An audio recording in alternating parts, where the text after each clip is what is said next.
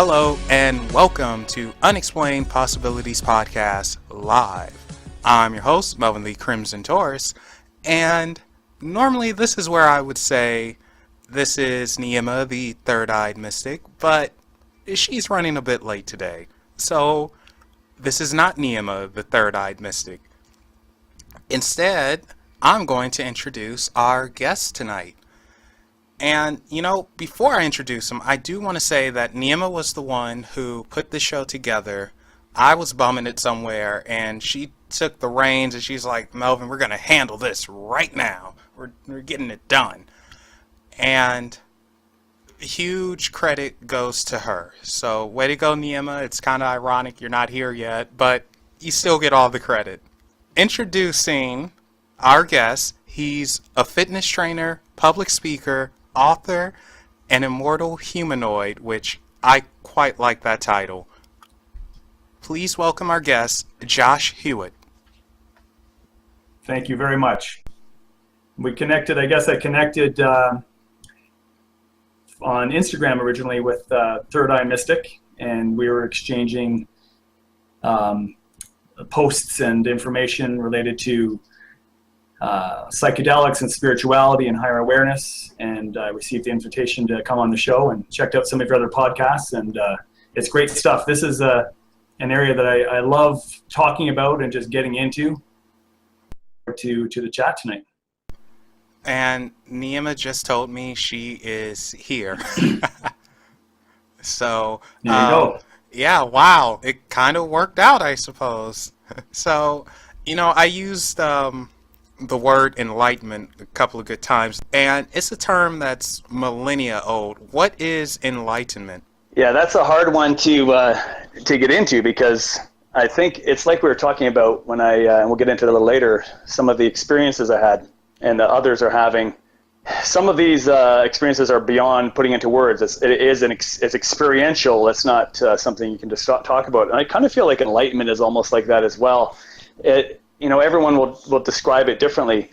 And even though I might say, I feel as though a couple of the experiences I had were enlightening experiences, opening up to extremely high levels of consciousness and awareness, very awakening. I feel like for me, the description of enlightenment suggests that there's been a permanent shift in your level of consciousness or awareness, such that you're able to live in a state of presence, living in the now, in a state of awareness, real awareness of what is. And it's in being a place of detachment or total acceptance of what is as well. And that is such that in this duality experience that we have on this planet, where there's contrast, so that we can experience, life, which is different from everyone else's individual experience.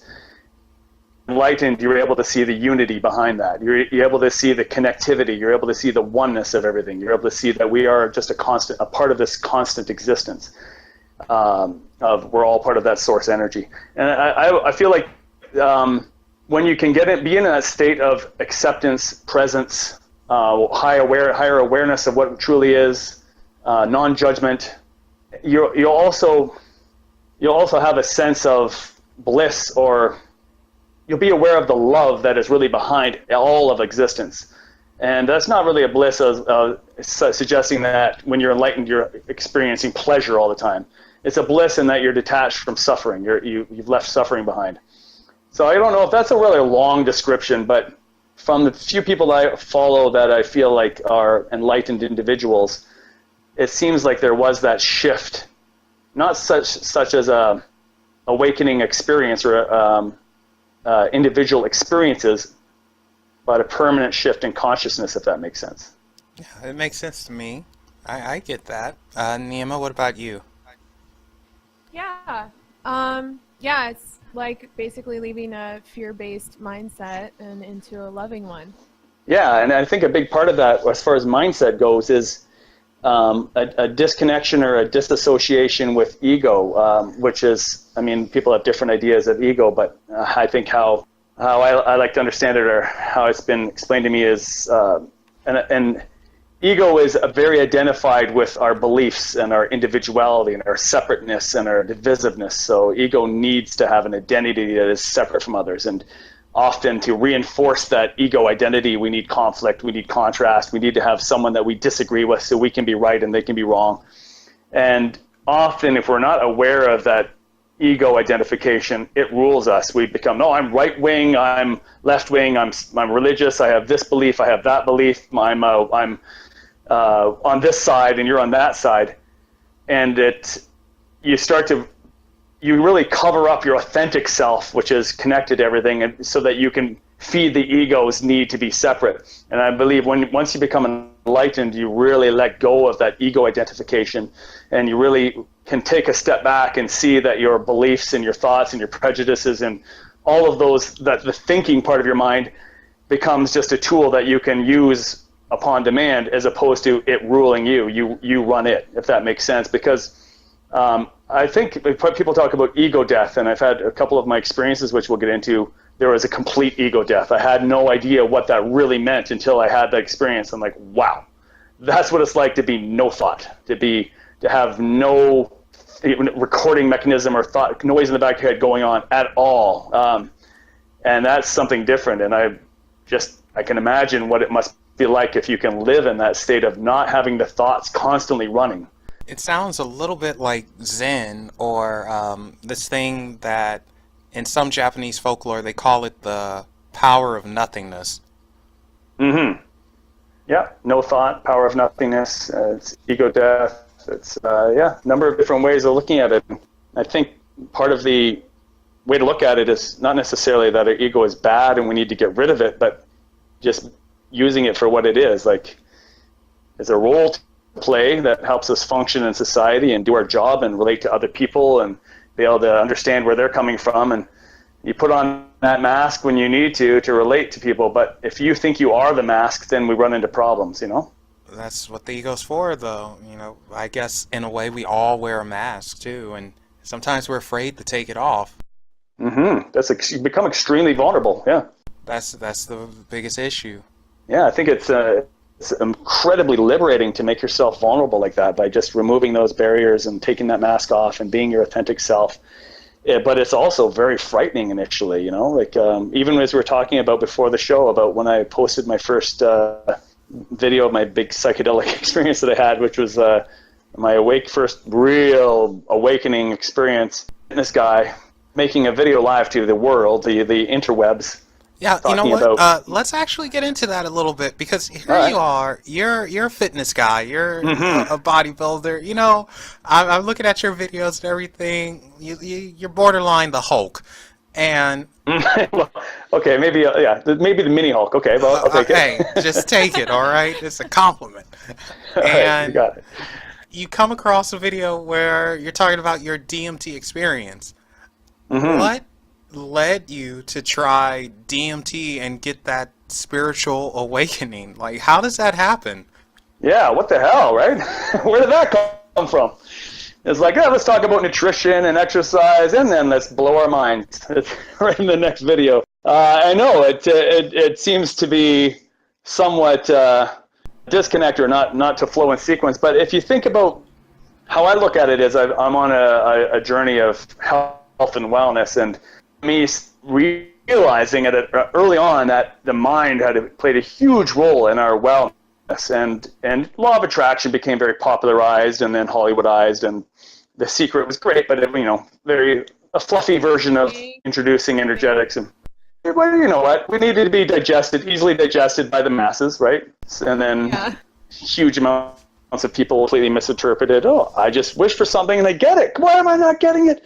So of course, people miss the point. But at least for me, it started to get me to realize, wait, these are some really profound ideas that is an energy, and by what we resonate, we attract, and everything is a vibration, and we're a vibration. We're all energetic. And then I started to think, first it was purely psychology, like our minds, our mind power, and energy projected through thoughts, which is, I realized by using my mind, I could start to improve my health and wellness performance in my body. So it was fine with my journey of improving my health and wellness.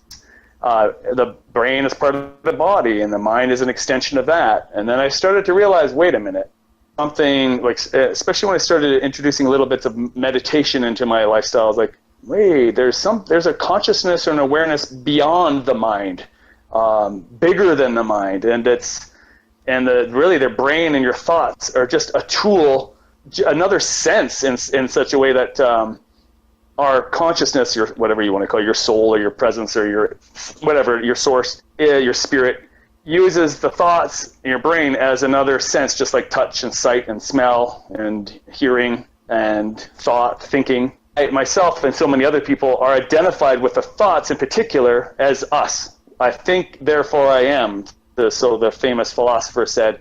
And he was on to something, but I think the point was missed. It's like, yeah, we are constantly thinking, and our brain is our most incredible tool available to us, but it's still just a tool.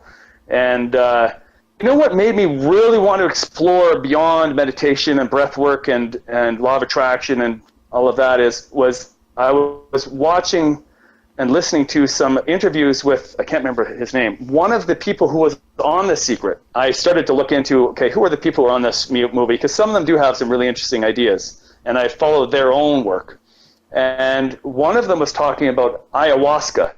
Through his ayahuasca experience, he was able to strip away all of this identity that he had developed through birth, and all of this white person with these beliefs who grew up with like these interests, these are my biases, and this is the way I am. That's taken away for him, and I think for many other who experience ayahuasca and DMT, which is the active psychedelic ingredient in the ayahuasca mix, is DMT. It's just ayahuasca with the way it's combined with the other plants. It's released you go into the experience more gradually, and it's more earthy or more connected with Mother Earth. Whereas DMT is like the pure extract. It's seconds, you're blasted. If you get enough of it into you and you're ready to surrender, you blast it off into these realms. Like, yeah, you're going into space, all right. Yeah, it's inner space or outer space, however it was. It's pretty profound. But so I was listening to his experience of ayahuasca, and I just listened. I was like, that's it. I said, that's it. That's what I want. I really need that. I need to take away. I just need to strip it all away and then come back into my experience, my physical experience, being able to look at it objectively, like to think, the beliefs that everything I took on is not me. I want to get down to my bare essence and then be able to look at it again. And it was years since then with looking, where can I do ayahuasca? I'm not going to travel to Peru. I'm not in that situation. I have a family right now, and it's just financially not feasible, and all the other reasons and after a few years, I decided, well, I've heard about DMT, and I said, that's something I can access relatively locally. It's going to happen. So I put it out there to the universe and talked to some other trainers who are into that sort of thing and other friends. And I was actually at a YouTube seminar, and one of the other YouTube people had a channel on psychedelics. I talked to her about it, and she said, oh yeah, I had my first psychedelic experience with this shaman, and referred me, and there it was. And it happened. Now, so everyone can know, we are not saying go out and try DMT or any type of psychedelic. We're not promoting it. If you do so, you're doing that on your own. I won't say Disclaimer. I'm against it, but, let's just throw that out there real quick. Hey, kids, don't do drugs. Yeah. Yeah, I mean, all information, I'm assuming, in this discussion is for discussion purposes, not recommendations. Exactly.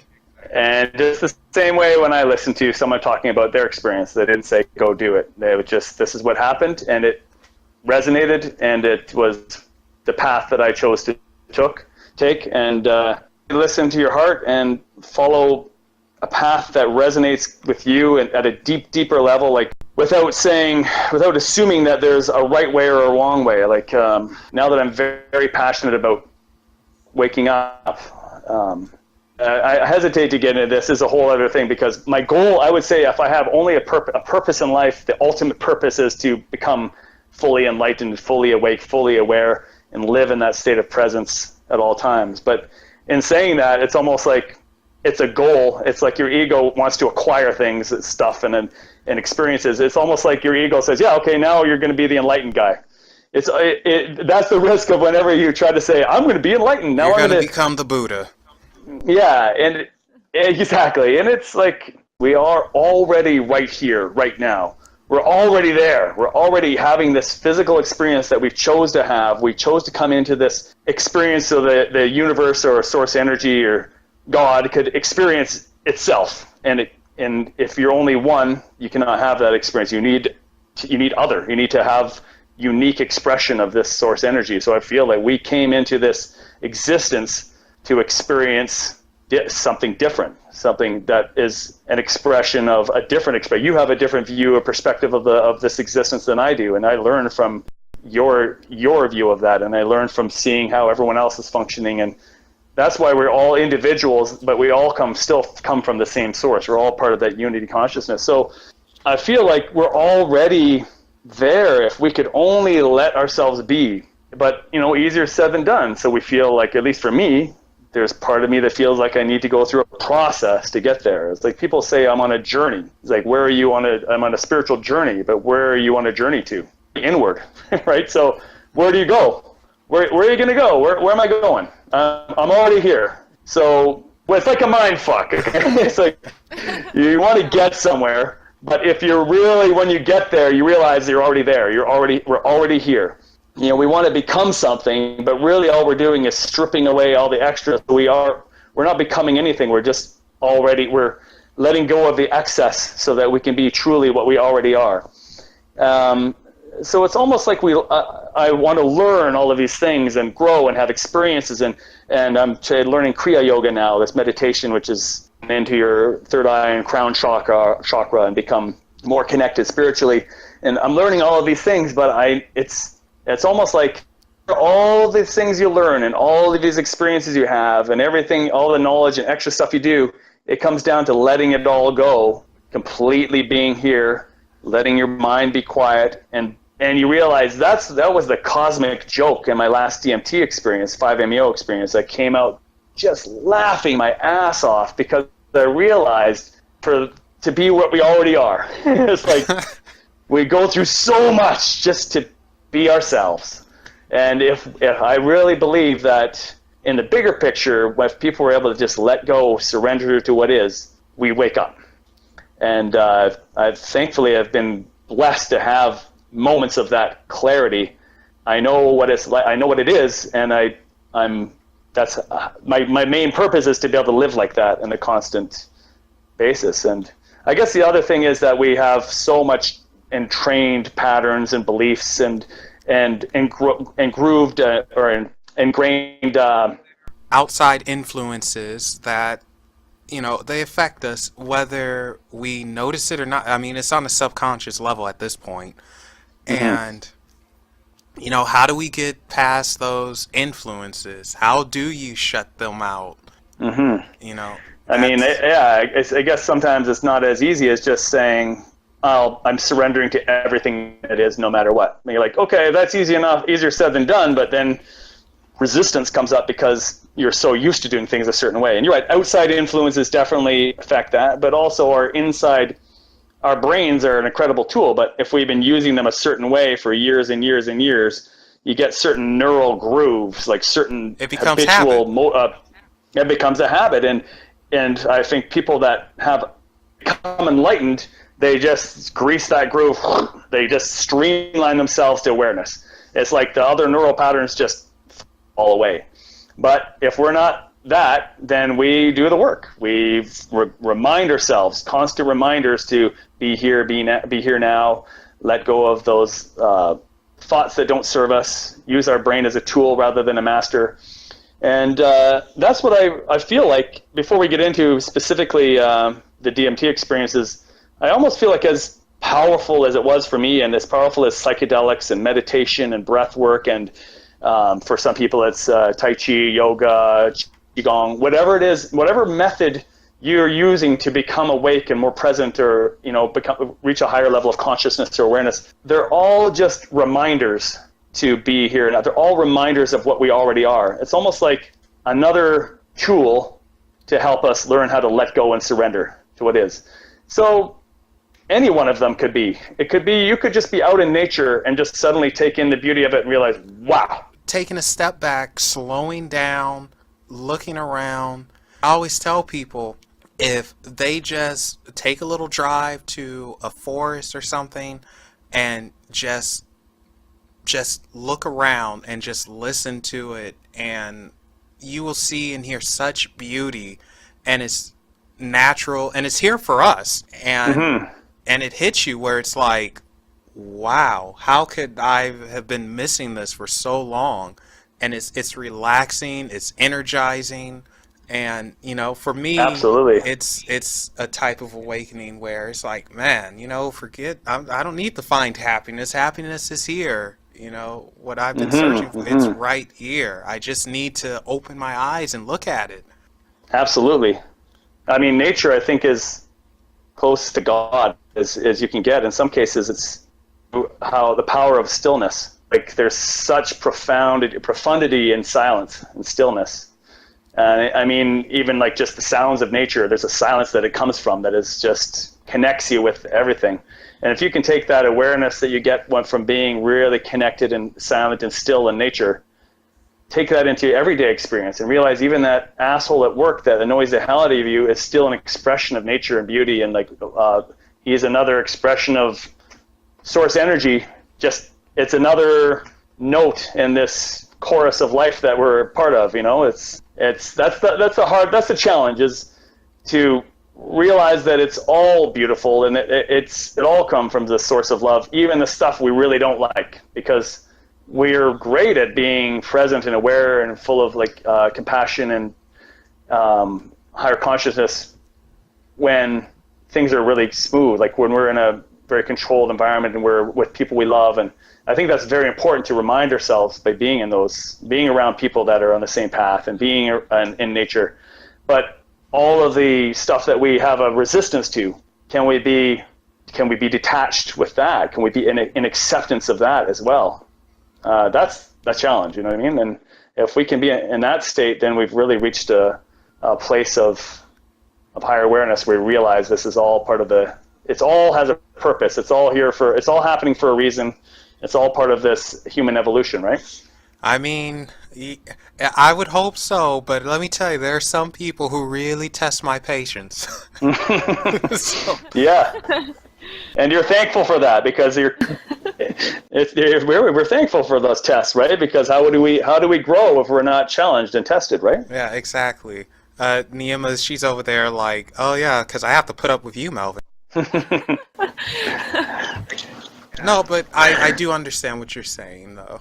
Me, like I talked over in that. I've watched a lot of seen a lot of your posts on Instagram, and I really like your stuff and your point of view. Really, it seems, I was going to say, I really identify with the way you look at things, but I'm starting to realize that it seems that people sort of have reached a level of awareness or a certain higher consciousness.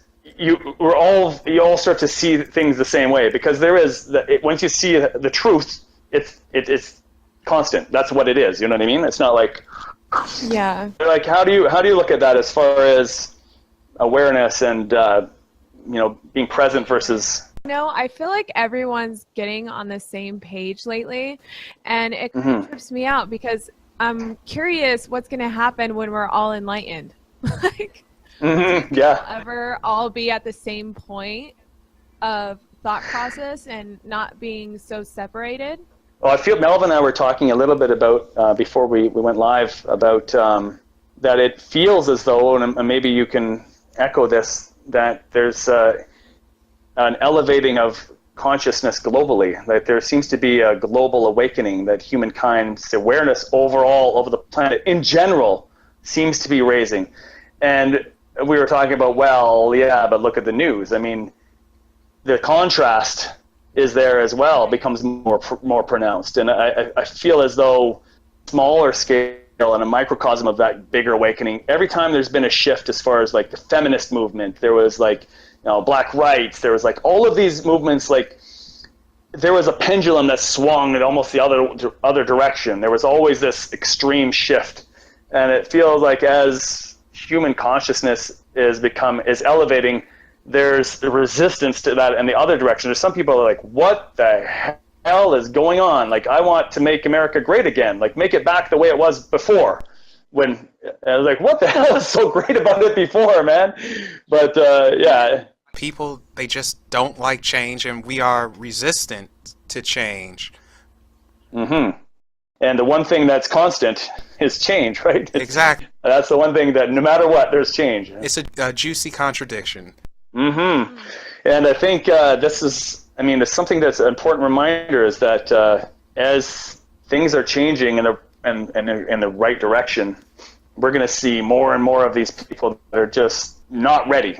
It's like you said earlier, it's one of those tests, and I try to look at it like this. I don't know how the person was raised. I don't know their exact thoughts, but, I'll respect their beliefs or whatever. May not agree with them.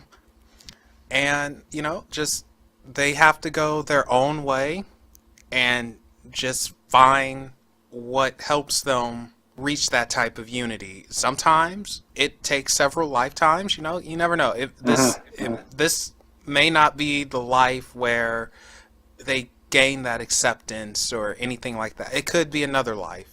They might be here this time to learn something else. Yeah, exactly. This is the role they have to play in this lifetime, the lesson they have to learn. As much as That's how I kind of see it. Sometimes it's not easy, like we were talking about before, to accept that.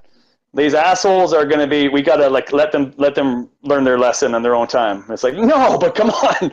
Can't you see you're being an idiot? But then we're playing into that same game, you know what I mean? So I like the analogy of a story someone told about, I'll tell it. Do you mind if I tell a little story to paint a picture? Yeah, go ahead. So there's this guy was busy doing some work on his computer, and his son was wanted to play with him. And he said, okay, I'm going to buy myself some time. He's like, here, son, I'm going to take this newspaper, and there's a picture of the planet Earth on it. And he said, I'm going to rip this up into a few pieces, and you treat it like a puzzle, put it back together. When you put it back together, come back to me, and I'll play with you. Okay, I bought myself some time here, because the Earth is so many different shapes and colors. It's going to be taking forever. He came back in 5 minutes with it all taped up together, and he's like, how the heck did you do that? And he said, oh, well, on the other side of the paper, there's a picture of a man. And it was really easy for me to just piece the pieces together to make that. And so he's like, when you fix yourself, when you heal yourself, you heal the world. And so I really looked at it as an analogy, the best thing we can do for this planet is to work on ourselves, do the inner work. And as we elevate our own energy, we become a better service to others. Even if you just are one of those people that chooses to live in a mountain and elevate your consciousness. Although I would like to think of myself more as a bodhisattva, where you then come back into the world to help reach others who are ready. But even just doing that work in and of yourself and just going about your business, doing your job, but you're doing the inner work, you're serving the global consciousness. You're still doing the work. So that's a lesson for me, because as a trainer, I have a compulsion to fix others. I want to help others. Definitely is coming from a good place. But I see people that have bad habits or are making themselves ill, and then now on a bigger scale, I see people who are making themselves sick energetically and psychologically by the way they think and live and view other people, and the us versus them mentality. And I want to fix them and tell them, no, show them, look at how I look at it. This is the right way. And that's something I need to and let people be who they are. And if they come, by myself living how I live and expressing myself and becoming the best, most authentic version of myself that I can, people will see that. And people, as you elevate your energy, you both seem to be very awake and aware people. You both probably have that experiences as you attract, or people are drawn to you who are on a very similar wavelength or who are working towards that. Yes? Well, I would agree completely. Yeah.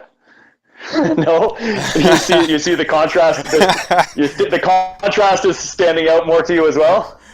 a little bit. We'll go into it another time. All right, you're seeing some of the friction. You're getting some of the friction there. All right, that has its purpose too. But yeah. I think everyone gets it from all sides, but it's learning to train yourself on what you're going to allow in your environment and in your atmosphere and around you. Mm-hmm. Yeah, and I agree. And if you're at a place where your own energy is strong enough, you've done enough work with yourself, enough inner work on people who carry a little lower energy or in a little negative place, and you can be present, allow them in, and not let them be a parasite or a vampire to that energy from you. Sometimes you can be of service to them, but if you're not ready for that, then you like you said, you have to be knowing who am I going to allow into my circle, right? Right, and it's pacing yourself and knowing, okay, like this person's doing a little bit too much, or they're affecting me way too much, so I'm going to back off and let that chill out and go back to it later, or whatever the case may be. Mm-hmm. Yeah, and I think we become more aware of what the right action is as we become more still and calm and present, and the more connected we are with our authentic self, the less we question ourselves. Our intuition, which is, I believe, the voice of our true self. Almost like cooking a hamburger. How do you draw that? It's all instinct? Yeah, well, here's the thing. You know, when you cook a burger, you know, you of course you season it and everything, but there is such thing as over season it, so you don't want to do that. Mm-hmm. And if you put it on the grill, or if you're frying, whatever, we'll say the grill for this instance, you know, you don't flip it back and forth, left and right. No, you leave it on that side and, you know, let it do its thing. There's no need for you to interrupt it and ruin it and do too much, and it just ruins everything. Mm-hmm. You let the process do itself, and you with as little intervention on your part as possible, kind of. Exactly. So I'm sorry, I'm always thinking about eating. So. Mm-hmm, yeah, me too. And I've been actually, I would say, I know that was an analogy, but it ties into a funny thing as far as becoming more aware. I'm starting to realize some of the things that are really attaching me to. I think part of the thing of liberating your consciousness is to become more detached and less driven by our material world. That doesn't mean we don't go out and do our job and make money and save and have experiences we want and be with friends and family and carry on your responsibilities here. But if you're attached to it, if you need to have that money and you feel like I'm not whole or can't be happy until I have this thing or this experience, then it'll hold you down, basically. And I've found food was actually one of those things for me. I've realized I have very good willpower and discipline over my eating habits and my body, but it's pure will that has me not eat, you know, a smorgasbord at every meal, because I love the experience of good food so much. And that's fine to have that experience, but if it's a compulsion, if it's an unhealthy addiction, like people have drug addictions and sexual addictions and everything, if food is my addiction, then it's ruling me. I'm not enjoying the experience for its sake. So I've actually, that's one of the things I'm working on. I'm doing some days of fasting. I'm doing intermittent fasting. I'm practicing mindful eating very slowly and being aware of how the food makes me feel and feeling the nutrition in the food, how it energizes me or makes me sluggish. And so that's been an exercise in and of itself, just from day to day, like something that you could take out of your regular daily experience, like an interaction with another person or an interaction at work. Just eating can be an awakening. It can help elevate your consciousness in itself, like just being mindful in every experience like that. And I think it's important to see where we're really attached and driven and addicted in our life experience. What do I need to keep doing, and can I let go of that and just enjoy it for itself with detachment? You know what I mean? I actually do know what you mean, because I had a little inner talk with myself about that. Oh yeah, you were saying you're getting into the fitness little routine too recently, right? Yep. So awesome. It makes total sense to me. Let's move on here to, I'm going to butcher this name again. I thought I was going to sound intelligent and say it correctly, because the first time I said this, I butchered it, and I'm probably going to butcher it again. But dimethyltryptamine. DMT. Yes. The spirit molecule. That's as close to it as I'm going to get. With better that than name anyway. Yeah. Neima, you've had well, I don't know if I could say experiences or lack of experiences with DMTs. Yeah, I have no idea why. It just has, I've never had a breakthrough experience smoking DMT. And I think the last time I tried it, I got really close, but nowhere near what I want, where I wanted to go. I'm alone in that. You know, yeah, that's still a work in progress. I wanted something, I just wanted to break through, get out of this world and learn something, but I feel I learn a lot more with magic mushrooms for sure. Yeah, they're amazing as well. Different, but yeah, for sure. Mushrooms are that's my staple. That's my go-to but DMT is something that for me, at least with the profundity, like how profound and overwhelming and just powerful experience was, it's not something that I would want to do more than annually kind of thing. But mushrooms are something that...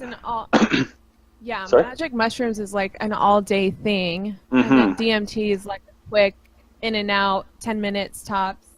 Yeah, but for me, it was just so, I can't even put the words to it, but let's just say intense.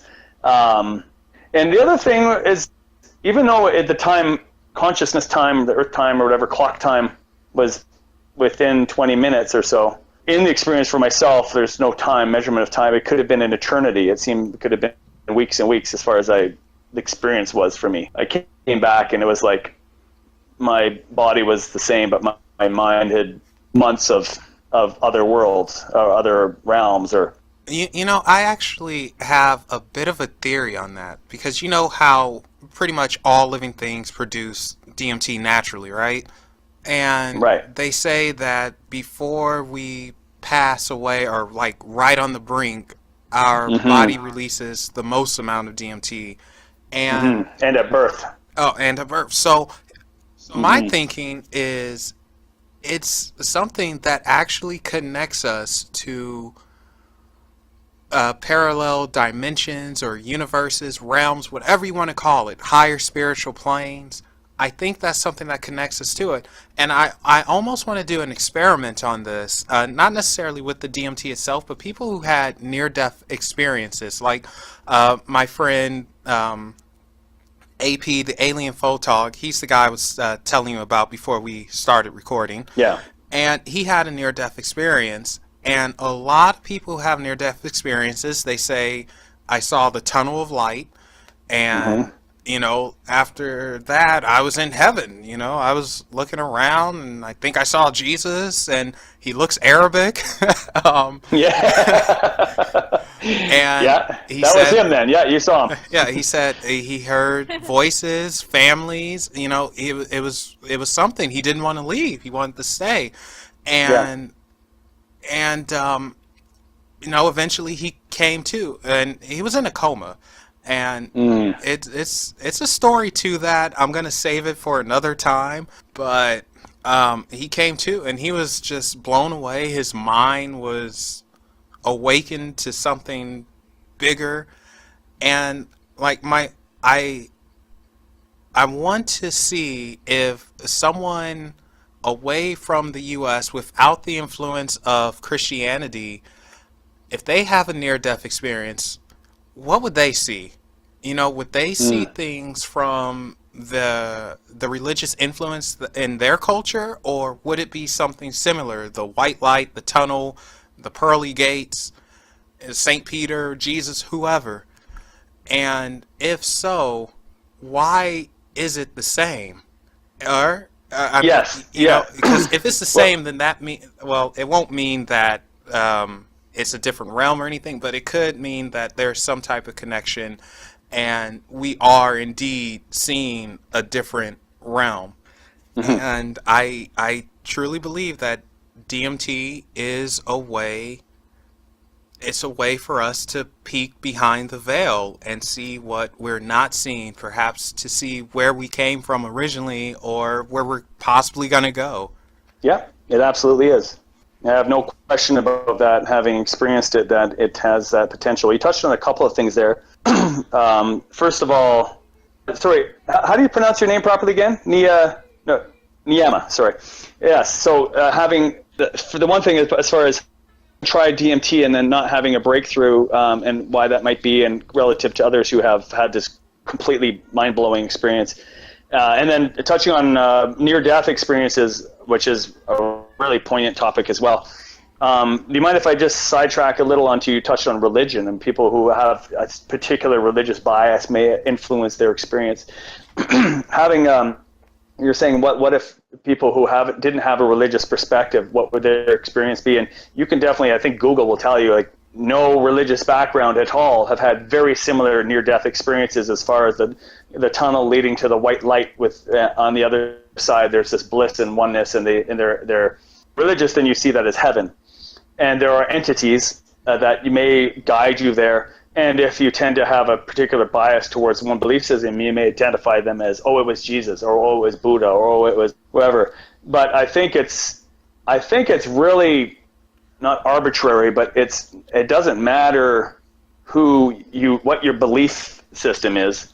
Once you reach that level, it's the same thing. It's the same tunnel that takes you to that light, which is pure love or unity or universal consciousness or source energy, whatever you want to call it, the source of all, where we came from, which I guess if you're religious, you're going to call it heaven. It definitely is a common experience for people with near-death, and it certainly is something, if you get to a breakthrough experience with DMT, and definitely with 5-MeO DMT, to have a very similar of consciousness, but becoming one with all consciousness experience without dying. And this was the one realization I had after my NN DMT, which is like the regular DMT, was it felt, first of all, it was just frightening a little bit initially because it was so intense. But once I got to this point of, it was almost like it just was showing me through all these dimensions. Like it opens your third eye chakra, your pineal gland becomes so stimulated. It conscious into your awareness to all these other dimensions. Like you said, it lifts the veil. And there's no way for me to relate it. In my video, and maybe after you post this, you can put a link to the DMT videos so people can get more in depth. I'm not going to go through describing the entire experience, but incredible display of sacred geometry, these alternating patterns and spirals, geodomes expanding, and this tunnels that took me through gateway after gateway, and it was past a point of being able to have thought around it. I didn't know I was me. I was not Josh. I was not a man. I was not a person. I was just a pure awareness, just pure consciousness taking in this experience, and to the point where I just became part of this experience. I was just part of the energy that was there. And it's so hard to describe that because I had nothing within my human awareness and existence so far in this lifetime, since birth, I assume, that I could relate it to. Like, it's like, I can't put it into words because I was not me anymore. I was just energy. I was just experience. I was just a pure awareness of what was happening, and or knowledge or awareness was being downloaded into my consciousness through shapes and colors and energy bursts, like chunks of data, kind of. Like, it wasn't like, and I didn't see entities. Many people see entities in their experience, but for me, it was just, I felt like I went through so many levels and surrendered to the experience to the point where whiteness, that pure unity, and then I have no memory of what happened next, except for when I came back to physical awareness. I had all of these sensations. We are all one. The source of all is love, and we are all this unity consciousness. Energy is basically love. There is no real time. There's only right now, this present moment that is constantly changing and shifting, which gives us this illusion of time. The movement that is happening, the change that's happening, gives us illusion of time passing, and we have clocks and everything so that we can function in this material existence. And the duality of dark and light and man and woman and black and white and everything good and bad is so that the universe can experience itself, but it all comes back to oneness or unity. All of these things just came to me from like, this is it, this is how it is, and don't sweat the small stuff. There's all these things like, why don't get caught up on your to-do lists, and so liberating and powerful, and that stayed with me for weeks. And it's still always the experience stays with me, but this is where the reminders come in. This is where meditation matters, and where spending time in nature helps bring you back to that place. But that shifted everything. But we have, interactions and responsibilities and stuff that, for me at least, tends to pull me back into earthly, focusing too much on what's coming next and my what happened before, as opposed to being really present. And that's part of the process. That's part of the work. If I can diverge right into that to my 5-MeO experience while I'm on a roll here. Yeah, go right ahead. It's let that train of thought flow. Frog, right? That's from the frog?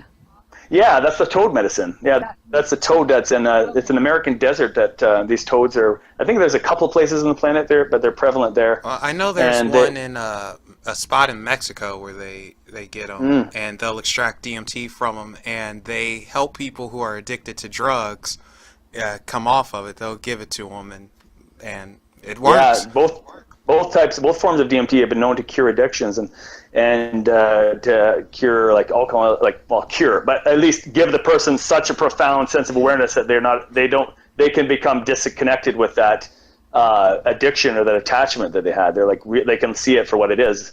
And it is that kind of, it has the potential to be that kind of mind shifting, awareness altering experience where you're like, wow, this physical experience is the game I'm playing here temporarily for actually a very short, well, we're talking about time again, but in the overwhelming scheme of things. And our source energy, our soul or spirit will rejoin universal consciousness, and we'll keep coming back to play the game. And how I feel it is, and I'll say this, I know nothing. All I know is my own experience of, that's part of why I'm here as an individual, unique expression of universal consciousness, like we all are. All we can really know is our own observation and awareness of it, and our own consciousness, which is the beauty of it. But this is why I think, religions are great, and if you initially are on a journey of trying to look into some ideas and think outside of just pure material existence, it might give you some structure, but you need to break down that structure and just you look inward, not outward, to find this true awareness. And DMT really takes you in deep. And at the same time, I think you talked about getting out of your body, or getting away from the world. Even though it was like me going inward to my consciousness, it seemed like then I was this earthly realm. Like I went through all of these different layers of alternate or different realities or existences, or just different energetic levels that were there that we just can't normally see with our regular consciousness. And I think people who are empaths and who are like more like you're maybe perhaps yourself, you have your third eye is very active, or you're a mystic, you can start to see certain levels of that, like auras around people, and you can start to see perhaps have connections to more the spirit world. And this sort of, thankfully, our pineal gland and certain parts of our brain are very receptive to the very small amounts of this. It gives us access to that, whether temporarily or permanently shifts things.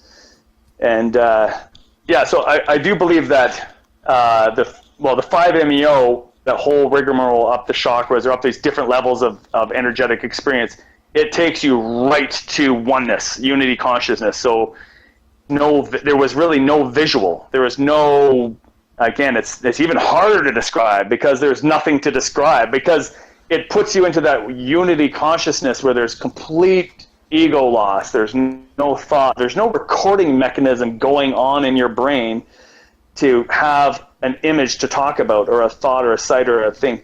All that is inhaled enough of it was a white light and a sense of like a waterfall of energy just washing over me. In seconds, I dissolved into that wash of energy, which felt like love, pure love energy. The essence of the universe washed me, and I dissolved into it, and I was gone. There was nothing until I came back to physical experience. And the first thing, and you'll see in my video, which I didn't remember until several days after, because I guess it was still buried in my unconscious. The first thing upon awakening, and I confirmed with the shaman I was with, because I called him, I said, is this a dream I had out of that, or this really happened? I sat up, grabbed him by the shoulders, and I was just intensely looking at him. And my memory of it is very, because I was still in that state, I guess, coming out of the, and I grabbed him and I was looking at it. It didn't feel like my voice was saying it. It felt like it was coming through me, like 1,000 voices chanting through me, like energy just moving through my body. And I was channeling through to him. I was just shouting, love, love, love, over and over, like as if I had to move that energy through me. It was just so incredibly overwhelming that when I came back to consciousness, or physical consciousness, awareness of my body and the world, it just channeled whatever I could do. That's the first thing that came to my voice and my experiences was love. And it was intense in and of itself. It was almost, the word love was coming out of my mouth, but it was like a vibration in my body, like vroom, vroom, vroom. And after I just channeled that to him, and this is what he does for his living. So he was very calm and just with a very serene smile, just receiving and just sitting there in front of me. And it's just amazing. Now looking back, it's just that kind of experience would make life. It made life worth it in and of itself. I can always go back to that and just have that sense of that. No matter what shit comes your way, it's all comes from the source of love. Created all of this. So it all has a purpose.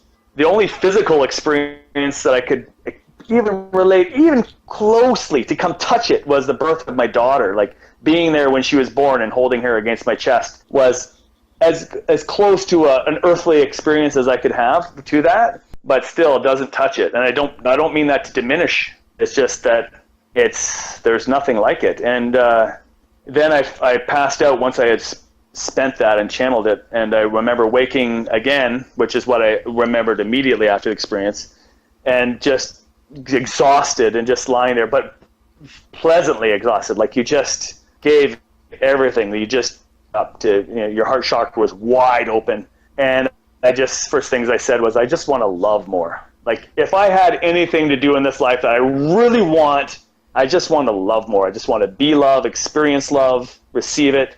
And looking back on that, is like, why not? Like if you had one thing that matters more than anything else, wouldn't that be like the ultimate? I mean, it's like the most powerful source there is. And if you can find that in everything you do, come from a place of love and compassion and with an open heart, people are going to come from that source of love and compassion. It's not your ego. It won't be my ego that wants to help fix people. It will be my true authentic self wanting to be there to serve them in whatever way is appropriate. You know what I mean? Yeah, that makes sense, and I can't disagree with you. And you will most likely attract people who want the same thing to your life as well, which is always a positive. Yeah, exactly. And people who resonate, even if, like these experiences, I'm describing it completely openly is what I have, but if people have no reference towards this, as I said in my video too, some people will be like, whoa, that guy's gone real weird now. Like the trainer, it used to be the trainer that I could go to for nutrition and training advice. And now what's he talking about? What the hell is universal consciousness? But, and a discussion like this is why I really love these opportunities to talk about this, because this is specifically what this channel is about, these sort of things. So what a liberating opportunity to just be completely authentic and share an experience which otherwise may not have an avenue to share, you know what I mean? Yep. All credit goes to Neima. However, unfortunately, she's having technical difficulties, so she had to drop out. Uh-oh, okay. So, yeah, unfortunately. Well, we give it to her for setting it up, at least, that's for sure. And it was nice to briefly connect, and I'd love to connect again at another time and with Neima's and hear a little bit more about both of your experience as well. The DMT, that's where I felt as mind-blowing as the journey of all the psychedelic imagery was along the way.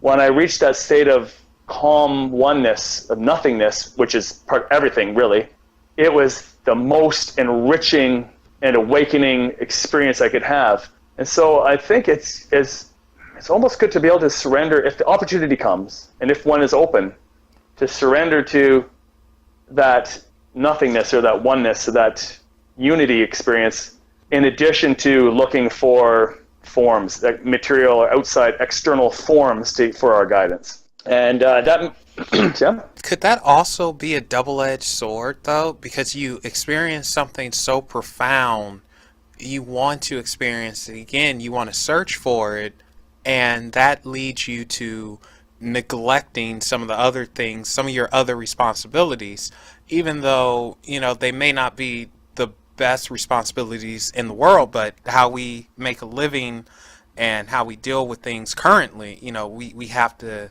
stick to it. So yeah, that's like a spiritual bypass. That's where people become head in the clouds so their feet aren't on the ground, sort of thing. And that can definitely happen. And again, some people have their lifetime that's meant to be for them. It's meant to be completely engulfed in the the experience of their spiritual side.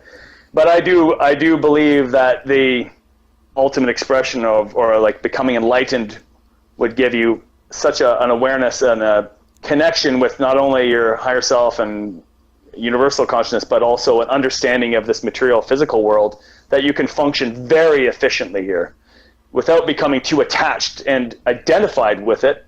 You can realize, I'm here to play a game. It's a very important game, but I'm not going to take it too seriously. I'm not going to get too caught up in it.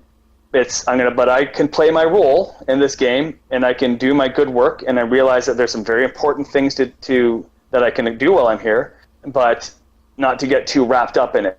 So that suggests that if you completely neglect the game altogether and say, no, I just want to have these otherworldly experiences, I just want to have connection just to this spiritual thing and escape, I want to get away, you're missing the point. Why the hell did you come here? You came here for a purpose and an intention. Like it's like the Zen Buddhists have said, there's an expression where before enlightenment, gather water, doing your day-to-day physical things, like you said, responsibilities. And then after enlightenment, you chop wood and gather water. Like, well, what? Well, what's the point of that? But then you completely have a different experience of it. You're not maybe attached to it. You still do your physical things in this world. And in some cases, that may mean when you have a different level of consciousness, you may decide, I don't want to do this type of job anymore. I want to change my direction. I want to serve people in a different way. I have a different calling that I choose to follow now. But you still do your physical things in this world and relate in this physical form. That's the point of having this physical experience. It's not to get out of it. Be aware while you're here and play the game. That's how I see it. That's a good way of seeing it. Well put as well. Thank you. Yeah, I think it takes some of the pressure and seriousness off of it. If you can see, if using the word game is how I like to see it, but not to diminish the importance. That's why I always say the important game, that you don't take too seriously, but you play all out. Like, we're going to be here, I'm going to go all out in this physical experience while I'm here, but I see it for what it is. I'm not going to get wrapped up in it. If my player gets finished, if there's obstacles and there's shit to deal with, that's part of it. Got to go through those things in the game still. But you're coming from a place of playing it, being detached from it, not get too wrapped up in it, but really giving it your heart while you're here. Connect really well from the heart with the other players in this game. And recognize, with some humor but compassion, that other people don't realize it's a game. They're really taking it seriously. It's really stressing them out. And they're really getting wrapped up in this game. And they're like, this is all there is. It's only the game. And there's nothing else. And you can look at them and maybe you can be an example to them of like, hey, come on. Hey, we're playing this game together, but man, calm down. Play hard, but yeah, it's a fucking game, man. Chill a little bit. And maybe sometimes they're like, holy shit, yeah, you're right. Oh, what a weight off. Now I can keep playing, but I don't have to get... So, but some people will be like, what are you talking about, man? This is all there is. And then all you can do is, admire how seriously they're taking it and say, wow, that guy's really taking it seriously. I guess that's his role. He's totally identified with his role. He doesn't see the player behind it. But, I think that's, in the end, if we can have that awareness in our day-to-day experience, become very liberated, and it becomes a very enjoyable process, the good and the bad. And realizing that the dark shit that happens to us is a huge opportunity for learning and growth as well. And that's not always easy. That's something I'm getting better at recognizing too. Walking into my challenges and facing my fears is crucial, is integral towards becoming more aware, becoming more evolved consciously. And as opposed to just chasing the pleasures and the good stuff in life, it's like some of the stuff that we push back and don't want to face, walk into it. We got to look it right in the eye. Look our demons and our dragons right in the face. And then rather than conquering them, as in the hero's quest or the stories of going out and battling our demons, we embrace them and we send love to them, and and then we release them. Then it's not by resisting and by or turning away from or trying to run away from them that we conquer them. That's getting into a whole other discussion, but and this stuff can all be read about. And now that after my DMT experience, I've been avidly reading and watching documentaries and going to workshops and seminars and seeing the synchronicities, like the same message being shared in different languages. And this will get into religion. I think many religions had an enlightened individual like Jesus or Buddha or Yogananda. There's different through history that had the epiphany, whether it was brought on by or meditation or psychedelics. I do believe that throughout history and ancient civilizations had spiritual leaders that were given awareness through psychedelics, cactuses and mushrooms that they were introduced to, and that opened their awareness. It's possible, you know. Yeah, I think, and that's again another discussion, but like I've read references to, but either way, these enlightened individuals shared their message, and other people took it on, and they didn't, and they put it into words and texts, and as soon as you say it, it's kind of half the meaning is lost, and as soon as you put it into words, it's even more diminished, the profundity of it and the essence of it, and then you interpret those words and translate it, and you try and apply a structure to it and say, well, to get there, you have to do these steps and these rules, and it becomes very fundamentalist, and then people realize there's power behind these lessons, and they use it to control and influence people, and you get churches and religions set up. Yep, and that's where the downfall happens. Yeah, so there's some truths in many religious beliefs. How I look at it is every religion has some nugget of truth in it, so I believe in none of them. I would not identify myself with any one specific belief system, because you're in the process of doing that, blocking out or saying no to all of the other belief systems. And if there's some truth in all of them, why would you ignore 99% of them to follow one? Exactly. And then embrace the misinterpretations and limitations and limiting beliefs that are inherent within that system as well, because no system is going to get you to a state of enlightenment. And ultimately, there may be a signposts towards something, but you have to look inward and find that awakening within yourself, because ultimately being present here and now and without the noise of your brain telling you what rules to follow and everything, that's where the awakening is going to come, and then the universe opens to you. Okay, but so there's Yep, sorry. Oh, no, go ahead and finish. I'll ask you after you're finished. Yeah, no, just related to religions, I would say that it depends what level how deeply you get into the religion and how much you internalize it and look within with prayer, really deeply connect to that voice within yourself and realize that we're all God. God is everything. God is that source energy, universal consciousness, versus a man on a cloud who makes rules for me to follow. So it depends on how you interpret it and where you go with it. Religions may have a point to get us on that path. But if you're like, I'm this religion and you're wrong because you're that religion, boom. Immediately you cut yourself off from the connectivity and unity of us all. You immediately created division and duality and contradiction, and you're basically shutting down, if you keep with that mindset, any opportunity for you to become awake and aware. Yeah. As soon as you start to have resistance to someone else because I'm right and they're wrong, that's it. You know that's it. You're really limiting yourself. So yeah, that's my only thought around religion. Not that it's bad, but it could limit one. Again, I don't disagree with you. I've said something similar to that in past shows, and I can't disagree. Of course, sometimes people who listen, they don't necessarily hear that. They hear you attacking their beliefs, unfortunately. So, Yeah, well, their ego hears it, yeah, and becomes threatened because I'm very identified with this belief system, this political alignment, this race, this background in my culture, this country. So if you say anything against, or that I could interpret as being against, then my ego's identification with that is threatened, and I must reinforce it. But as soon as you realize, oh, I'm getting a little bit of a rise out of him saying the way I do things, me, the ultimate right way, just my ego being real threatened, but let me hear what he's saying.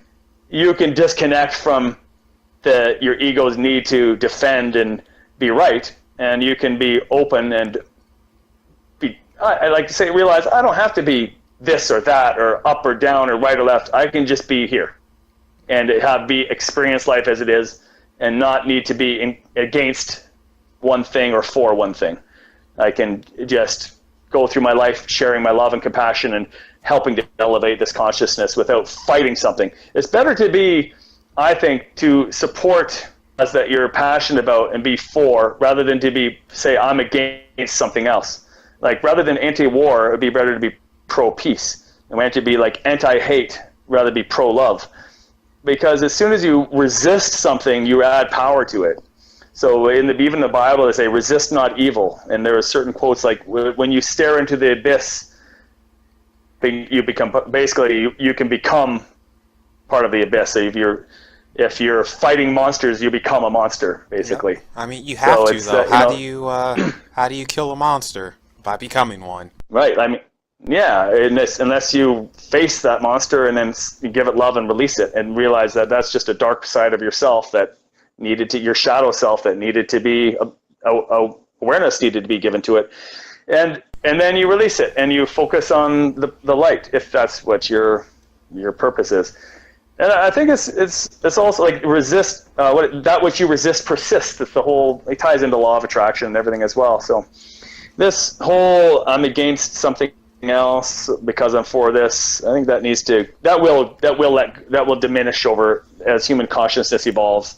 I think we won't need to put ourselves in boxes anymore and say, I'm with this belief system and you're with that. I think it'll just be a little bit less defined and fundamentalist, and it'll be more about being aware of how things really are, rather than saying, I want to believe that it's only this way. Yeah, it's just one of those things that take time. Yeah, it takes time, but there is no such thing as time. Remember? No. Yeah, you're right. There is. Yes, it does. It is happening. It definitely. And I think just to tie in on as a bit of a tangent, but even though Neima, is that right? Am I saying her name correctly? Oh, believe me, you're saying it way better than I did when I first there you tried go. to say it, so you're good. I apologize if I butchered it, but just to touch on when she's saying with the DMT, and hopefully she can listen to this after.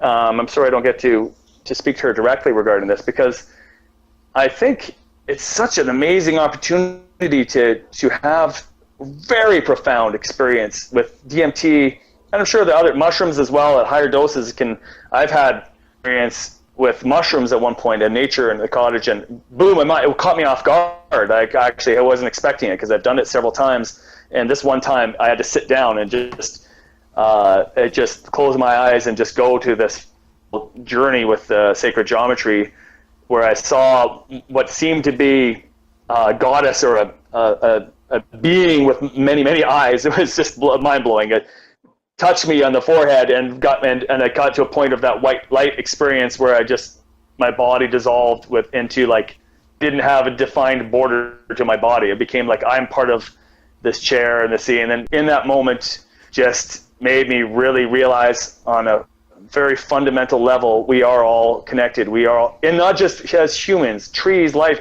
everything around us in this creation force. And if we can see ourselves and everyone else, and in nature and animals and everything, see that we're an extension of them and vice versa, what a powerful experience. It's not diminishing oneself, it's expanding oneself. It's just, and I also had this incredible sense of how powerful of a creator we are. Like we are co-creators of this reality that we are in the midst of experiencing.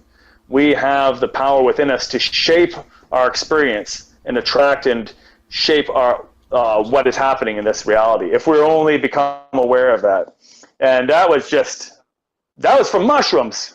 That's what Neima always talks about too, how we're our own creators, and if we can visualize it, we can create it, and it's going to Mm-hmm. happen. So Absolutely, and it's beyond just the material thing of like wish for it and you get it kind of law of attraction thing. It's just about letting go of the resistance, completely surrendering to the moment, and what you want to attract and what you want to materialize and manifest in this reality. You also need to be detached from, which is very tricky. Like, how bad do you want it? Well, if you want it so bad, you almost like you're resisting it because you need it. Just allow it to come rather than force it to come, and it's a life. It's much more liberating, but it's much less forced and struggling and resisting. But we're getting back to the DMT. I would just say these two big things. I would wish I had been able to ask her, maybe if she was holding the pipe herself with her or someone else helping her with that. Because with DMT, at least from my two experiences, I had to have someone holding the pipe so that I could breathe in, because with the 5-MeO, there was only the one breath that you get to take in, you're gone. It acts within seconds. But with the NMDMT, you had to get multiple breaths in. 5-MeO was like 5 times stronger than regular NMDMT. But so halfway through my breath with the 5-MeO, if I was trying to hold that thing myself, I'm gone. Like he was there to help hold the pipe with his hand behind my back so he could ease me onto the mat, because my body I left physical awareness. And with the DMT, the NMDMT, it was after my third breath, everything became like my hands went limp to my sides, and I was just looking at her. I was like, wow, this is really second. Her face started to become pixelized and turn into a sort of an ancient archetype of what her face was, and then it blended into the background surroundings. And I'm like, wow, this is really powerful stuff. Hey, she's take another breath, keep going. You got to keep taking, because if you didn't get me to take the breath in soon enough, I'm gone. I would not be able to respond to the breathe in. Now, factors are that you get in enough of the medicine, you inhale enough of it that you reach a breakthrough potential. The second factor being you are in a place that you are ready to surrender completely or let go completely to that experience. So if you're by yourself inhaling it, I guarantee, unless you're extremely sensitive to it, that once you get a couple breaths in and you're getting to that point like, what? And then you will let your pipe will drop, your hands will drop to your sides, the room. So you'll be a couple minutes in that, wow, this is a psychedelic, and you'll come back saying, okay, that was pretty trippy, but no breakthrough. So you need someone else there to help guide you and to encourage you to keep breathing, and you need to make sure that you're completely inhaling with big, deep inhaled breaths, holding it in, keep it in. As you exhale, you're ready to take that next breath. Get as much of that in before you go away, before you blast off as possible. So that would be one thing that I would ask her, is like, were you able to continue breathing past where you would on your own volition, like really? Secondly, if I got 5 good deep breaths of really powerful DMT, and I'd be like, wow, okay, that's then I would say it's almost like whether you wanted to or not, or whether you're or not, if you got in like that much full, deep, inhaling it, ingesting breaths, you're going, like you're gone.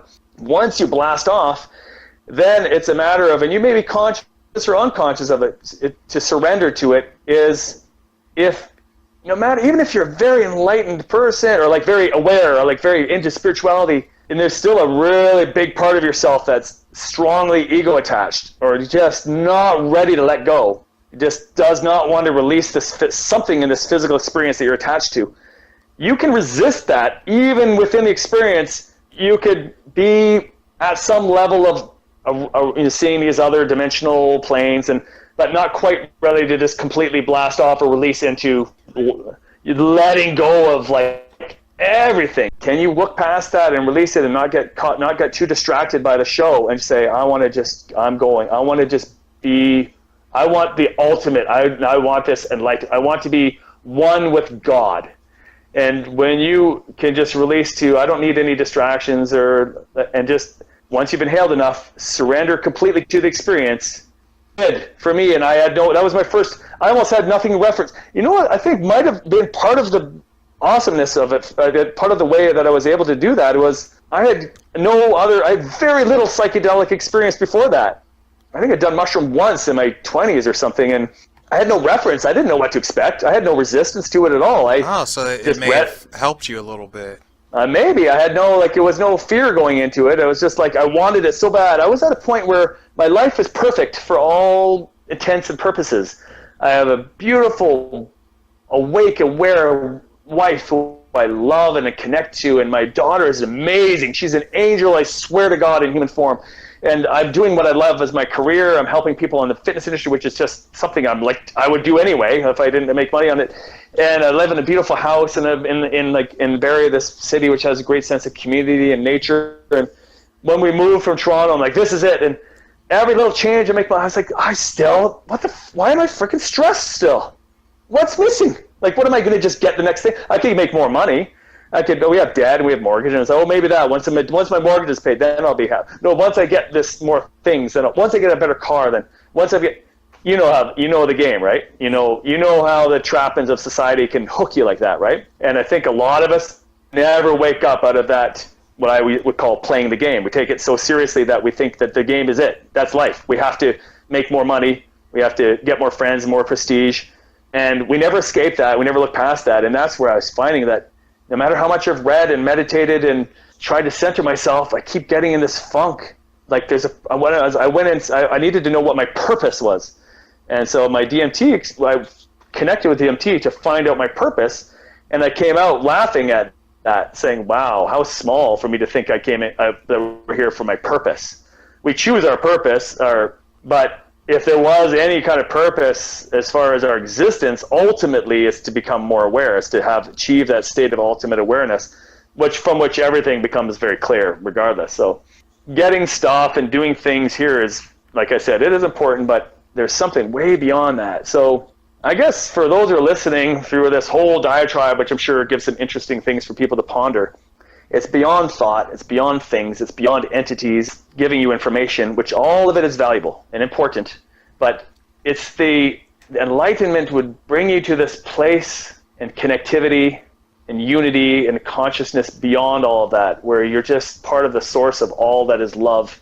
Everything came out of that one source of creation. And if you can just I really truly believe that with and without drugs and DMT and all these stuff, that it is available to all of us, as our human machinery is able to channel that energy to our consciousness, that we can connect to that source.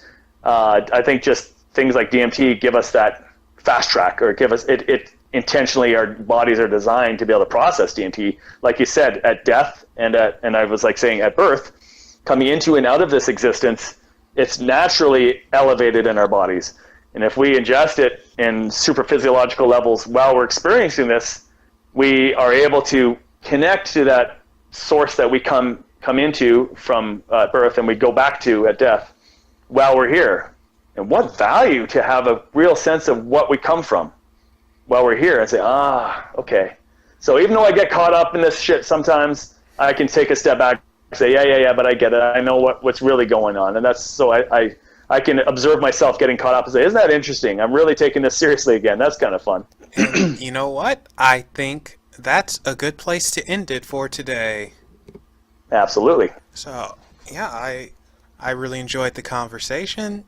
You taught me a few things, and I'm definitely going to relay the questions to Neima to see what was happening when she was testing out the DMT. And she should be able to get back to you. She has all your information and everything. So, Josh, thank you so much for coming on and dropping your knowledge with us. We super appreciate it. And for those interested, where can we find you or get in contact with you and check out your videos? All right. Well, first of all, thank you very much for having me on. That was it was very enjoyable for me to talk about these experiences. If people want to connect with me more, well, I think my YouTube channel would be a great place to start. So it's youtube.com/realjoshhewitt. And Hewitt is Hewett. And I think if you search up my first DMT breakthrough experience, you'll see that on that'll pop up. It's one of the first ones that comes up in YouTube, which is awesome. And then you can also connect with me on Instagram at Barrie Psychedelic Society. So I'm there. I'm getting just recently started this group of connecting people with people locally here who are into spirituality and psychedelic exploration. And then finally on Facebook, facebook.com/Barrie Psychedelic Society. And those are all great places to interact and connect with me, and I would look forward to engaging with other people who are on this journey inwards and to elevate their consciousness. All right, and those links will be in the description below, along with links to Unexplained Possibilities Facebook page and Twitter, as well as Neima's Facebook page and Twitter. So be sure to check them all out, guys.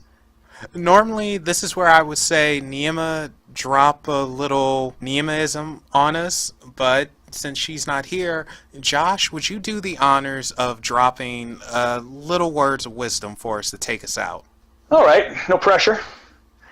I guess all I would say is that all of these words that we're sharing are simply a way for us to relate knowledge into our expression in our language, and really it's how you perceive it and how you take it in that matters the most. Each of us have our own individual way of taking in knowledge and observation, and when it ultimately comes down to it, releasing and the letting go of all of this stuff, that really brings us to this state of awareness. So take in as much of this, enjoy it, enjoy the words and the knowledge and information, but then at some point, let your mind be empty. I guess I would leave it with that. And with that said, remember guys, there are things that go bump in the night. Go ahead and trip balls with it. Bye everybody. See you later.